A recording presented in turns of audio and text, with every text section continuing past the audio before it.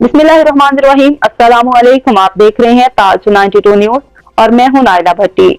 शामिल करते हैं आज की अहम खबरें। दादू से डिस्ट्रिक्ट ब्यूरो चीफ अकरम शहानी की खबर शामिल करते तहरीक लबैक मरकज की कॉल पर शटर हड़ताल। दादू शहर में शटर बंद हड़ताल। हुकूमत ने महंगाई बढ़ाकर मुल्क का दिवालिया कर दिया। गरीब मजदूरों की खरीदारी से पेट्रोल समेत इंसानी इस्तेमाल के अशिया खुर्दनोश महंगी। आवाम कसम परसी की जिंदगी गुजार रहे हैं। हुकूमत का फर्ज है कि वो महंगाई कम करे और आम आदमी को जीने का हक दे। तहरीक लबैक दादू के अमीर हाफिज रशीद रिजवी और दीगर कारकुनों ने शटर बंद हड़ताल की आवाम को अपील की थी। दूसरी जानिब दादू शहर के ताजरों के हड़ताल का खैर मुकदम करते हुए दुकानदारों ने पूरा शहर बंद कर दिया। अब हम कारोबार भी नहीं कर सकते। हुकूमत अपने अखराजात कम करने के बजाय आवाम पर महंगाई का बम गिराती है। लोग आए रोज शिकायत कर रहे हैं। महंगाई पर काबू ना पाया गया तो हुकूमत के लिए हालात बहुत खराब होंगे।